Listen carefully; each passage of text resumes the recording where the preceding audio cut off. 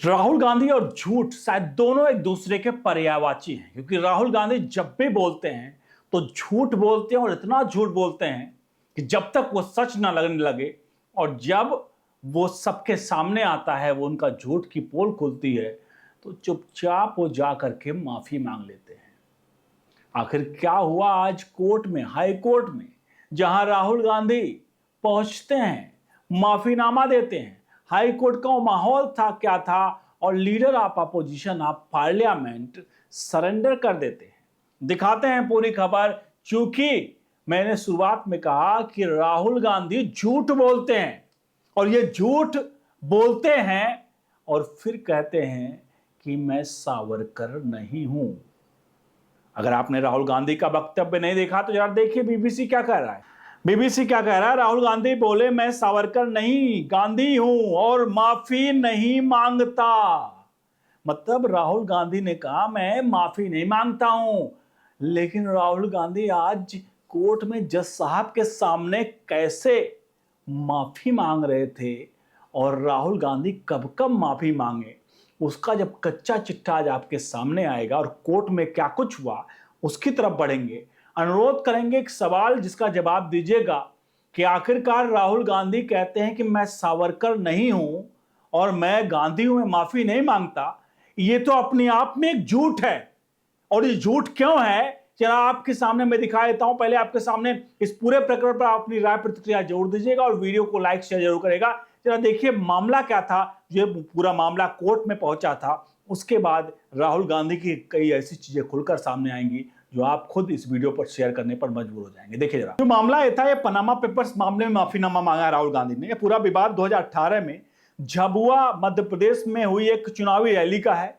उस दौरान राहुल गांधी ने पनामा पेपर्स लीक मामले में कथित रूप से शिवराज सिंह चौहान के बेटे कार्तिकेय का नाम लिया था।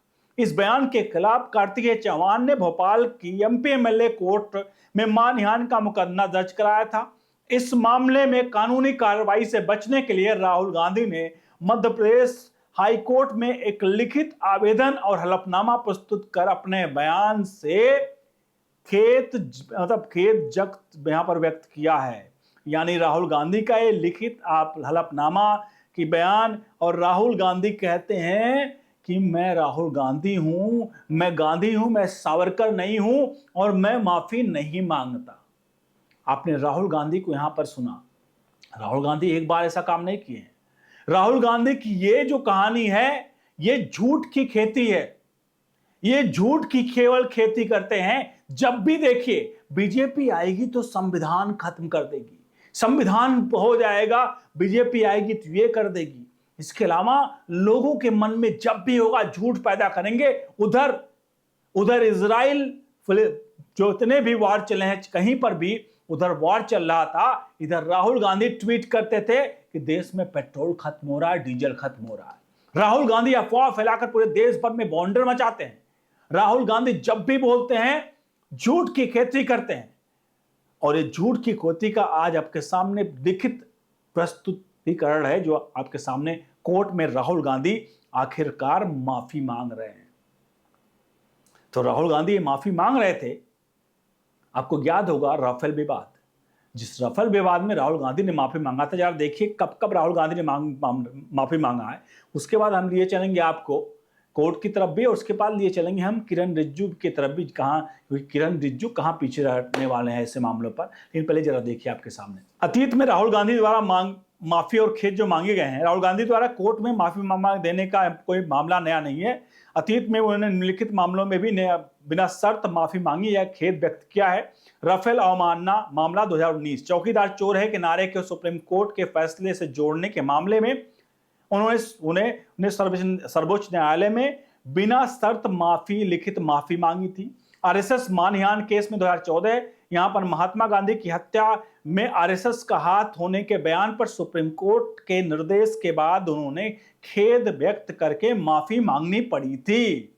यानी राहुल गांधी कहते हैं मैं सावरकर नहीं हूं और मैं माफी नहीं मांगता। राहुल गांधी सावरकर नहीं हो सकते, हो ही नहीं सकते, क्योंकि सावरकर बनने के लिए आपको झूठ नहीं बोलना पड़ेगा। आप तो झूठ बोलते हैं और माफी आप नहीं मांगते हैं। लेकिन ये जो मीडिया खबरें जो आप कोर्ट में आपके द्वारा माफी मांगा जा रहा है, ये क्या वर्चुअल सिस्टम में हो रहा है क्या? कि ये झूठ है, इसे आप कहिए ये भी झूठ है, ये अफवाह फैलाई जा रही है आपके खिलाफ। अब ये सब चल ही रहा था कि मामले में एंट्री किरण रिजिजू की होती है। जरा देखिए किरण रिजिजू ने क्या कहा है। किरण रिजिजू केंद्रीय मंत्री, उनका बयान आया, उन्होंने कहा कि प्रधानमंत्री का झूठा आरोप लगाने के लिए सुप्रीम कोर्ट से बिना शर्त माफी पहले ही मांग ली है। Now Rahul Gandhi ji files apology, express regret in Madhya Pradesh High Court over remarks against Shivraj Singh Chouhan son.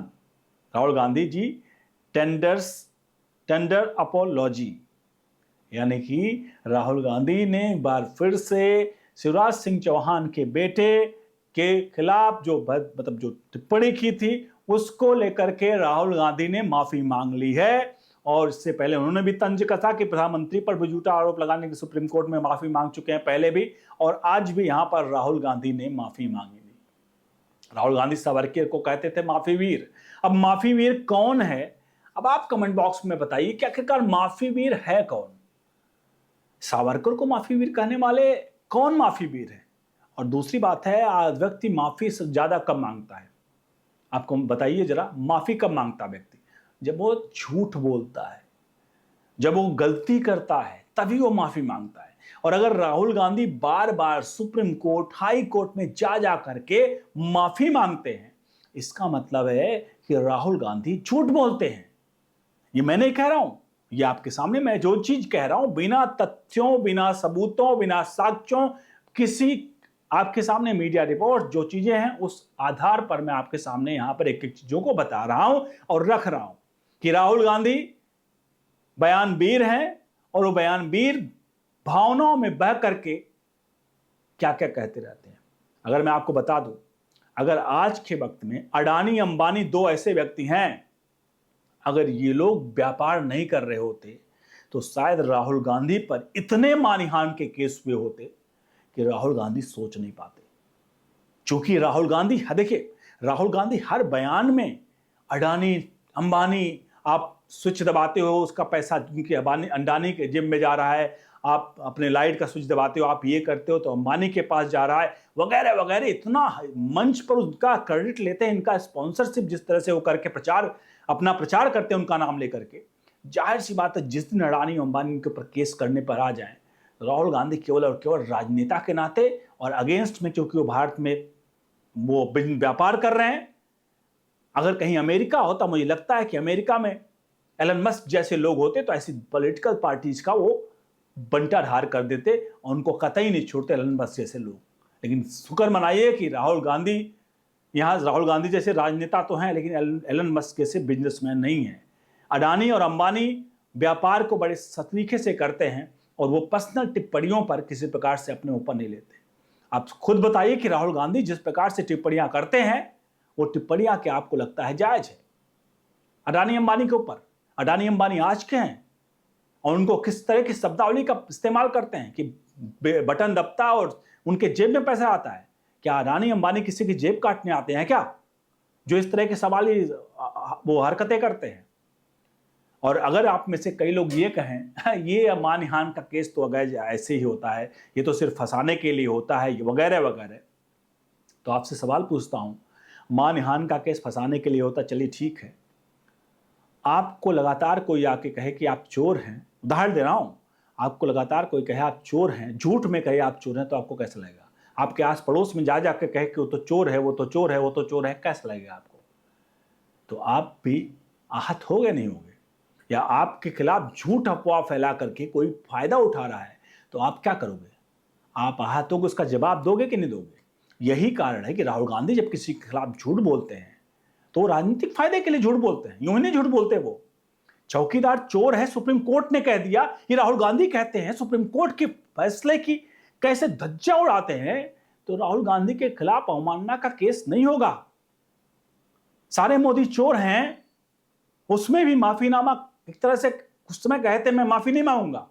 वो तो शुक्र हुआ उस वक्त चीफ जस्टिस ऑफ इंडिया जो पूर्व सीजीआई का था, बी आर गवई साहब, उनने उनको 2 साल की सजा के बावजूद भी स्टे लगा दिया मामले को, नहीं तो आज वहां भी एक माफीनामा लेके ये भी घूम रहे होते। फिलहाल आपसे पूरा चाहूंगा कि इस पूरे मामले पर प्रतिक्रिया जरूर दें। बने रहे ओनली न्यूज इंडिया के साथ। बहुत बहुत धन्यवाद।